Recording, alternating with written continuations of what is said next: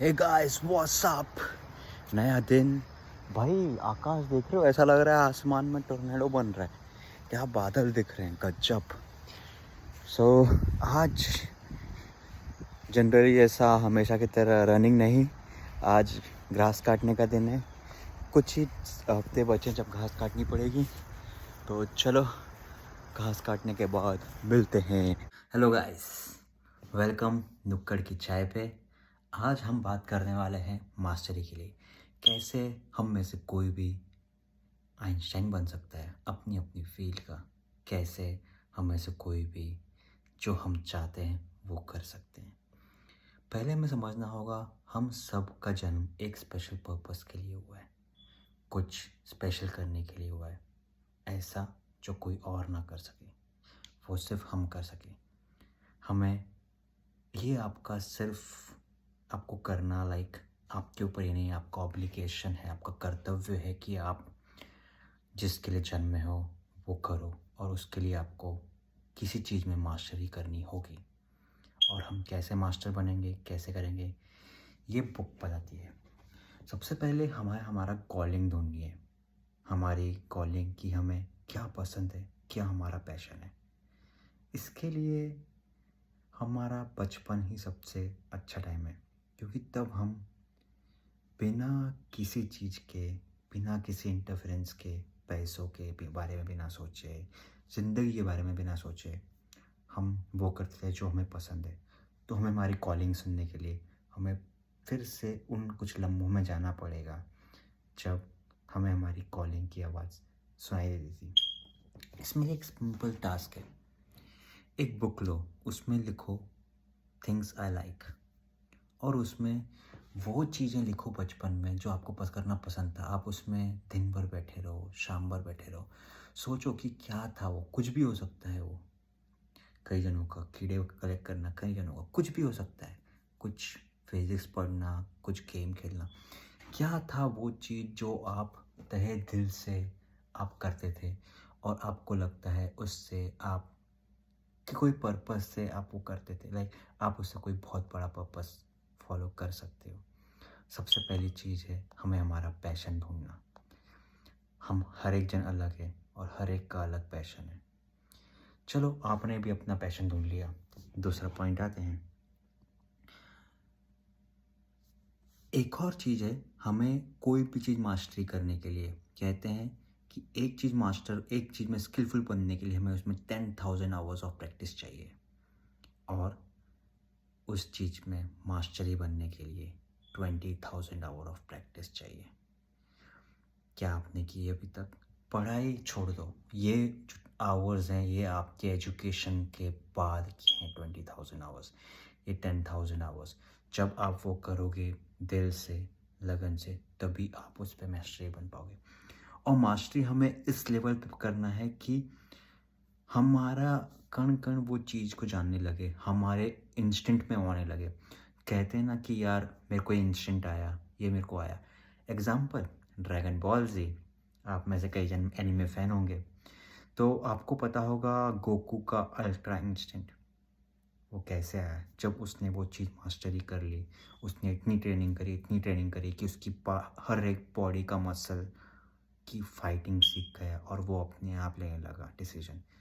उस लेवल की मास्टरी पे पहुंचना है, उस लेवल की कि आपका सबकॉन्शियस माइंड और कॉन्शियस माइंड दोनों साथ में मिलके सोच रहे हैं। ये अचीव करना बहुत डिफ़िकल्ट है, क्योंकि इसमें आपको चाहिए consistency. Consistency is the key, और बिना संकोच के, बिना डाउट किए एक फॉलो मेथड कि जहां आप सीख रहे हो, बस सीख रहे हो और कुछ नहीं। ठीक है।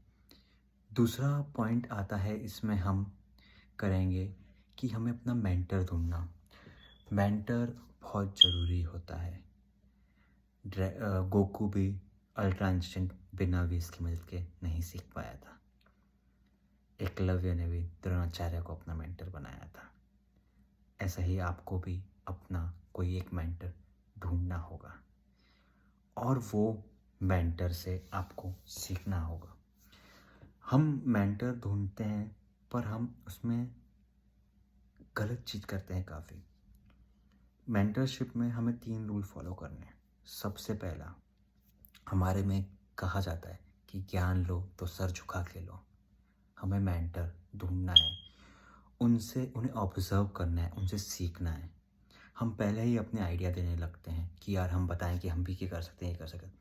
नहीं, first step is to just listen, observe और सीखो उनसे। दूसरा, जो सीखा है उससे इम्प्लीमेंट करो। और तीसरा आता है स्टेज एक्सपेरिमेंटेशन। आप नहीं, मैं भी कर देता हूँ। स्टार्टिंग से ही हम एक्सपेरिमेंटेशन करते हैं। इसमें हम कई चीज़ें नहीं कर पाते। आपको कई बार किसी मास्टर आप बना रहे हो तो आपको हो सकता है कि कुछ काम करना पड़े जो आपको इंटरेस्ट नहीं करता है, पर हमें सीखने के लिए करना पड़ता है। मास्टर होना से आपकी लाइफ का जो वो होता है बड़ा फास्ट हो जाती है ट्रैजेक्टरी को। मेरे पास नहीं था मास्टर, एंड आई फील कि अगर होता तो शायद मैं और अच्छा कर पाता। ठीक है, तो इट्स वेरी इंपॉर्टेंट। वो आपका मास्टर कोई भी हो सकता है, ठीक है, ज़रूरी नहीं कोई लिविंग ऑब्जेक्ट हो, पर आप उससे सीखना है। ठीक है, एक इसमें इम्पॉर्टेंट चीज़ बताइए कि मास्टर के साथ में, अप्रेंटिसशिप के साथ में करने के साथ साथ ये भी आपको ज़रूर देखना है कि कब आप उस चीज़ से अलग होंगे। ये एक बहुत इम्पॉर्टेंट चीज़ है। हम कई बार मास्टर बना लेते हैं और फिर उनके पीछे ही फॉलो करते रहते हैं। मास्टर, किसी को मास्टर बनाना बहुत एक फर्स्ट स्टेप है। सेकंड स्टेप उससे भी इम्पोर्टेंट, कब उससे ब्रेक लेना। इसमें एग्जांपल दिया है उसने एक मोज़ार्ट का। मोज़ार्ट, जिसे नहीं पता, क्लासिकल म्यूज़िक के one of the best person माने जाते हैं। तो वो बचपन से ही पियानो बजाते थे। तो उनके डैड ने देखा कि यार ये तो अच्छा बजाता है बचपन से ही, तो 4 साल की एज से उनको चालू कर दिया। फिर देखा कि उनको ग्रोथ नहीं हो रही है, तो वो अलग-अलग जगह जाके उसको ले जाते थे मोज़ार्ट को अपने साथ में, और अलग-अलग पैलेसेस में रॉयल लोगों के सामने जाके सिखाते थे। वहाँ उनको एक बंदा मिला मोज़ार्ट को, और उससे वो सीखने लगे। वो सीखते एक टाइम पे फ्रस्ट्रेशन हो गया, यार क्या यार मैं वही बजा रहा हूँ किसी और का। वो खुद की कंपोज़िशन बजाना चाहते थे।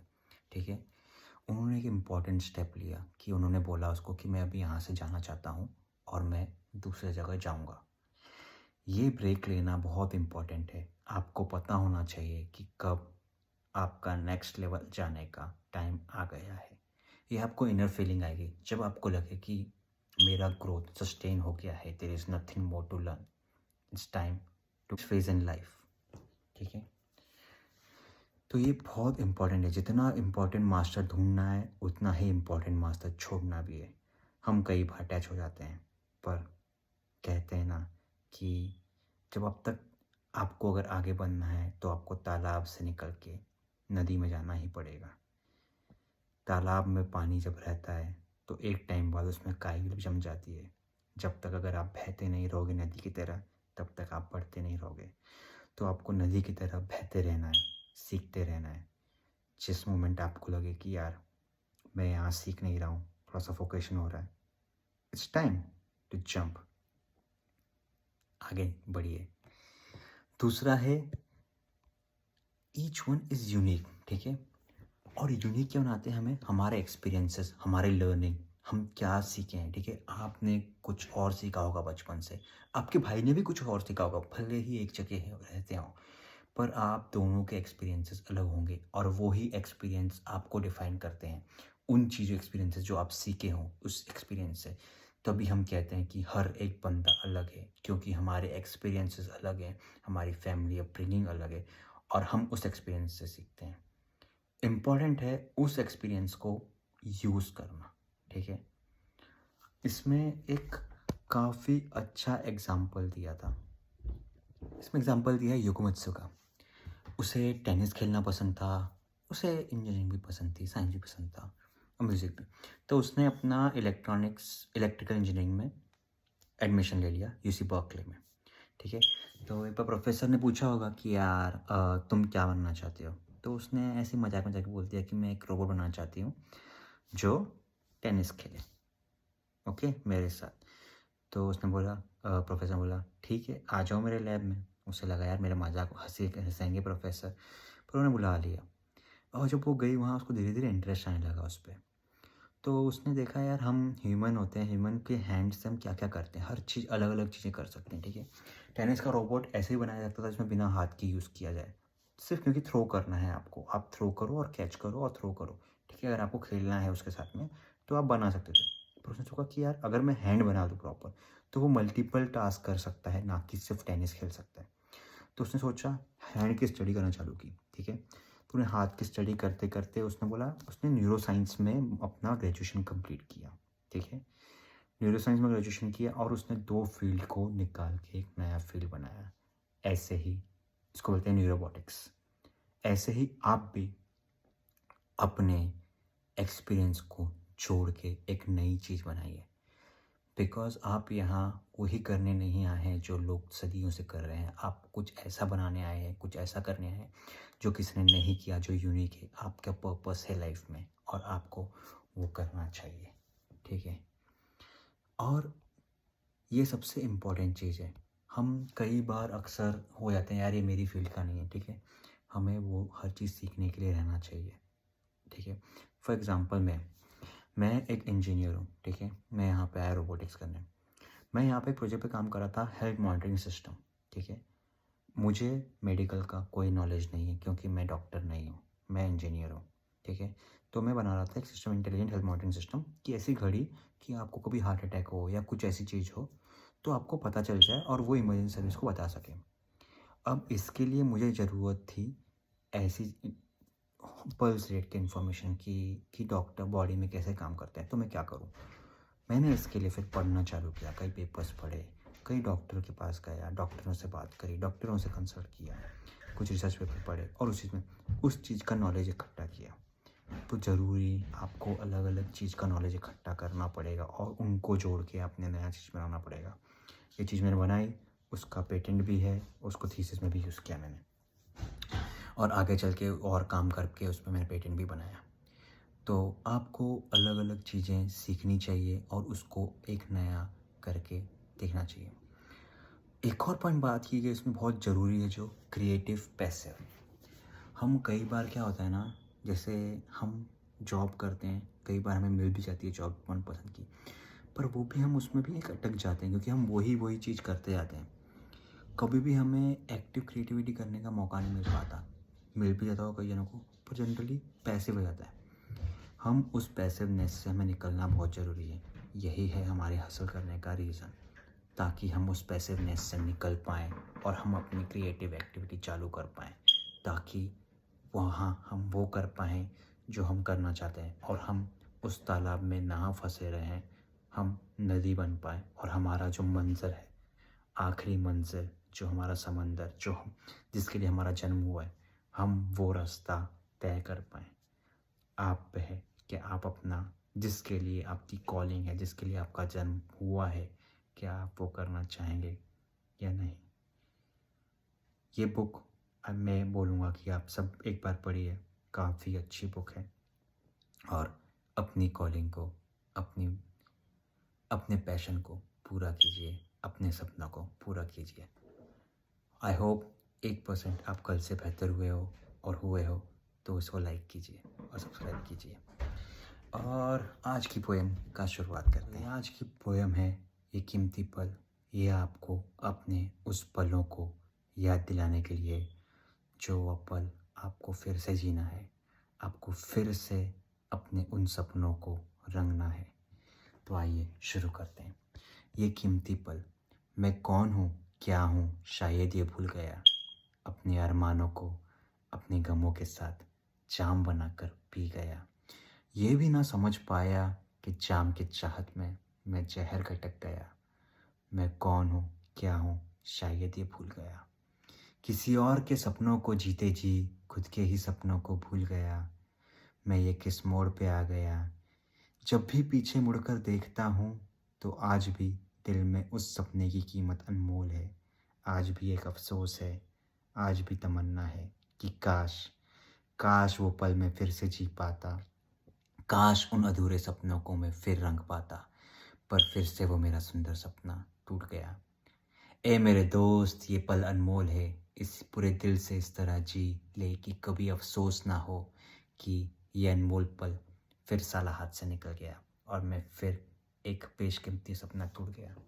तो अभी भी देर नहीं हुई है दोस्तों, जाओ हसल करो, अपने उन सपनों को फिर से रंग दो, अपनी उन ख्वाहिशों को फिर से जी लो। अलविदा, कीप हसलिंग।